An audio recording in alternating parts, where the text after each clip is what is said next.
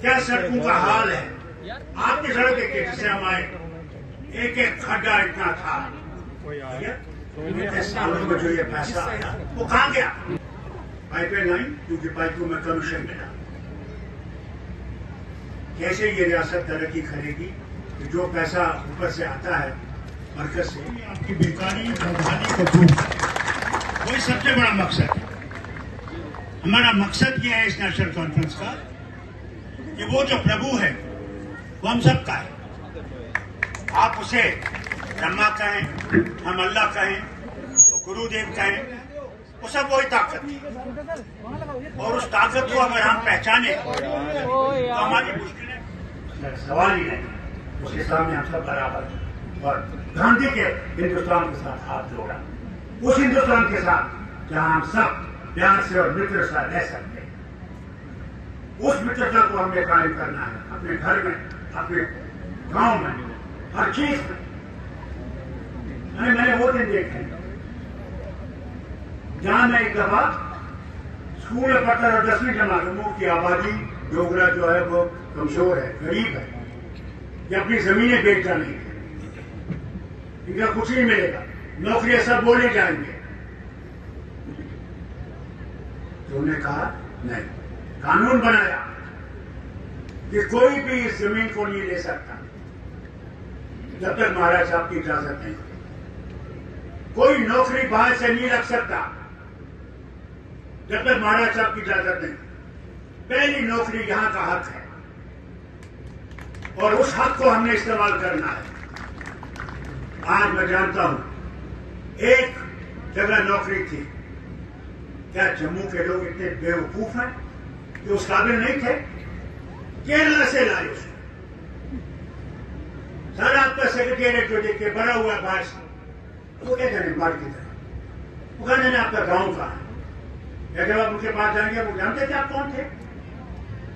सही कहा deputy chief minister ने, कोई सेक्रेटेरिएट में नहीं जाता था, पहचानते नहीं। आज इतना रश होता है सेक्रेटेरिएट में, मैं बयान नहीं कर सकता।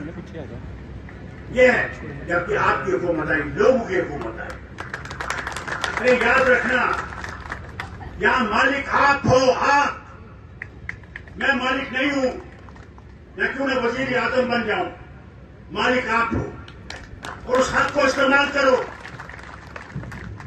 उस इस्तेमाल को कर सकोगे जब अपने आदमी को आप खड़ा करोगे और उसको जिताओगे, वो आपकी मुश्किलें दूर करेगा। तब आपकी मुश्किलें जो है, सड़कें हो, नौकरियां हो, अस्पताल हो, स्कूल हो। आप चाहते क्या हो?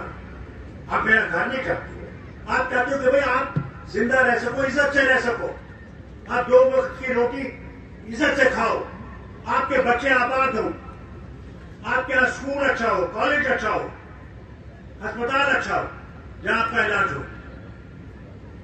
अगर हम समझते हैं जब हम कुर्सी उतर जाते हैं, ये समझते हैं कि बस अब यही रहेंगे, अब तो यह सवाल ही नहीं हुकूमत बनने।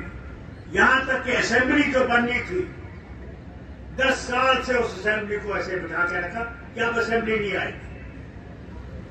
मगर प्रभु की मेहरबानी, मैं हर वक्त कहता हूं, अगर इन लोगों ने जीता है कि उसकी मेहरबानी है, जो जिसको हम खुदा कहते हैं, आप प्रभु, उसकी मेहरबानी। क्योंकि 10 साल आप पिस गए थे, कोई आपकी बात सुनता नहीं था। हाल ये था और आज भी होगा कि कोई भी काम अपने पटवारी के पास जाना होगा, पहले पैसे लाओ, तब आपका काम चलेगा, तब आपका कागज आगे चलेगा। इस चीज को अगर हमने खत्म करना है तो हमने मिल के खत्म करना है, अकेला कोई खत्म नहीं कर सकता। इस वबा को, इस बीमारी को हमने खत्म करना है। और साथ साथ ये भी कहूं आपसे कि एकता में ही सब कुछ है। ये भारत जो है एक धर्म का नहीं, ये है अनेकता में एकता में। यहाँ मुसलमान भी है, हिंदू भी है, सिख भी है, ईसाई भी है, जैन भी है, बुद्ध भी है, सौराष्ट्र भी है, कौन नहीं है? वो भी है जो किसी धर्म को नहीं मानते। ये इस खूबसूरती इस देश की खूबसूरती इसलिए दुनिया देखने आती है कि ये लोग रहते कैसे हैं, कैसे रहते हैं। मगर आज की हुकूमत जो दिल्ली में है वो हमको तोड़ना चाहती है। अरे मुझे बताओ यार, अगर हिंदू जो है वो बीमार हो जाता है, उसको पेट में मरोड़ लगने लगते